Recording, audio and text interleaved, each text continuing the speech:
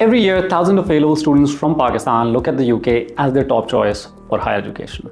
It's familiar, it's respected, and for many families, it feels like the natural next step after Cambridge or Excel exams. But here's the problem. When students actually start applying, they get confused. UCAS, personal statements, predicted grades, deadlines, conditional offers. It sounds complicated, right?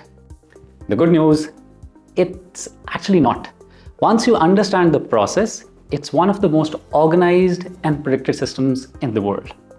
And in this video, I'm going to take you step by step through the UK undergraduate admission process, specifically for A-Level students in Pakistan. Are you ready to explore opportunities that await you overseas? We provide guidance on selecting the right program, university, and location, tailored for your professional goals and career. To achieve your overseas goals and aspirations, go global with Shalee Global. I'm Hassan Sharik. I studied at Macquarie University in Sydney, worked in admissions at York University in Canada and Deakin University in Australia. And now I run Shalee Global, an international education consultancy with offices in Lahore, Toronto, and Dubai. Let's start with the most important question. Why do so many A-Level students choose the UK? There are a few solid reasons. First, the degree duration.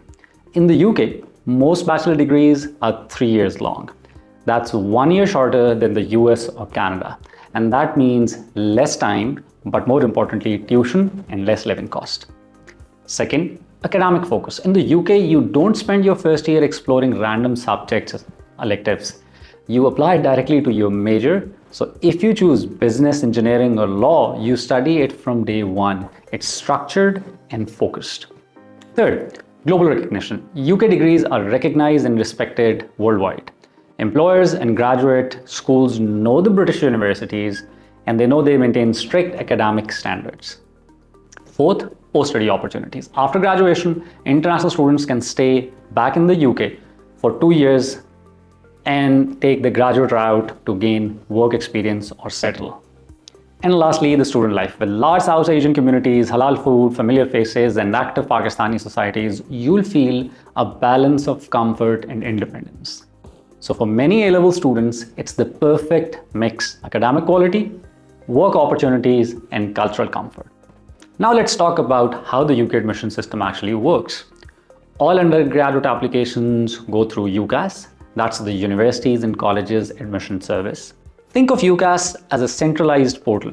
You create one online application, and with that, you can apply to up to 5 university or courses. For example, you could apply to, say, business at University of Manchester, business at University of Leeds, again, business at University of Kent, maybe marketing at Coventry University, and economics at Nottingham Trent, all through one single UCAS form. You'll fill in your personal details, academic results, achieved and predicted, English test scores, your personal statements, and one teacher's reference. Once submitted, UCAS sends your application to all your chosen universities. They review it, and later you start receiving offers, conditional or unconditional, depending on your grades. Now, what kind of grades do you need to get in? For A-Level students, most universities in the UK ask for 3 A-Level passes, usually between an A and a C grade. Top universities like Oxford, Cambridge, LSE, UCL, Imperial, they will ask for much higher, often straight A's or A star and A's. Mid-rank universities like Kent, De Montfort, Portsmouth, Hertfordshire might accept BBC or BCC. If you're from the FSC system, you usually can't directly get into your bachelor's degree year 1, but you can apply through a foundation program or international year 1 pathway. These programs help you build academic and English skills before progressing into your full degree. Speaking of English, most universities require an English proficiency test. The IELTS is the most common, but many other ones like PTE, TOEFL, and Duolingo are acceptable as well. However, here's a helpful tip.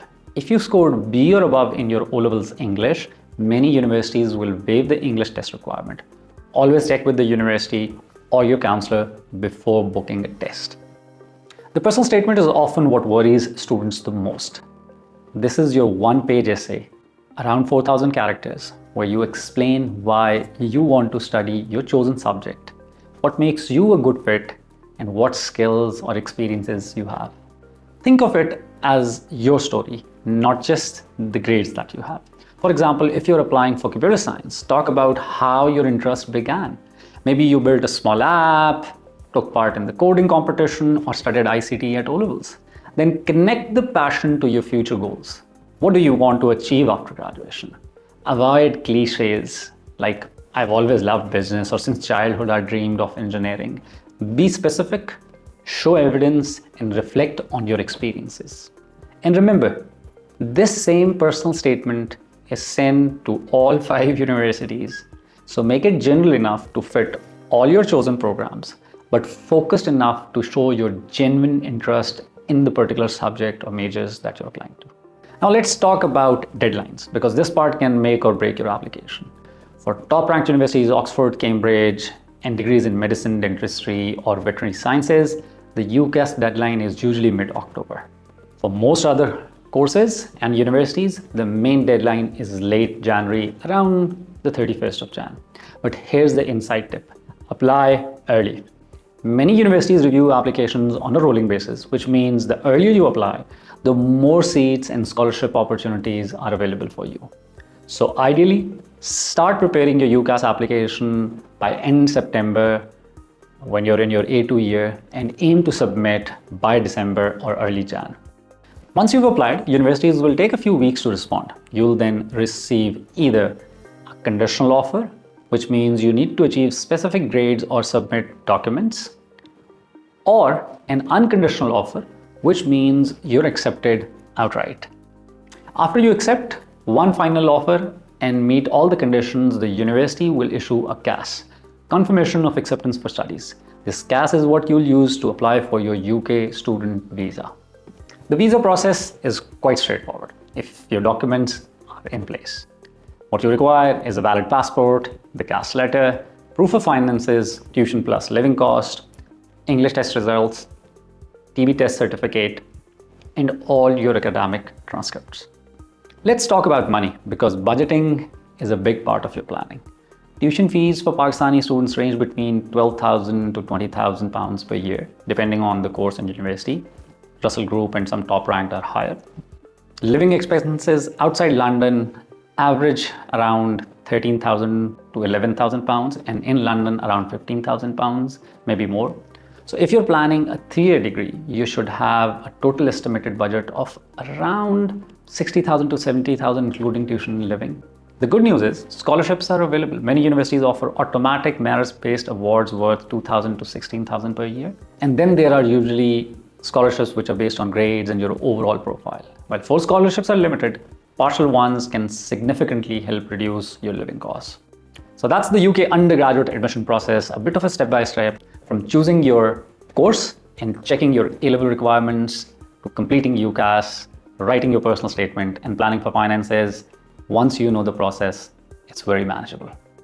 At Shalee Global, that's exactly what we help students with. We guide you through every stage: shortlisting the universities, writing your personal statements, preparing your UCAS application, and securing your visa and accommodation. If you're an A-level student planning for fall 2026 or 2027 entry, now is the perfect time to start planning and probably get in touch with our team of counselors. Don't forget to subscribe to the channel. Our next videos in this A-level series, so you don't want to miss those. Signing off now. I will see you in the next video.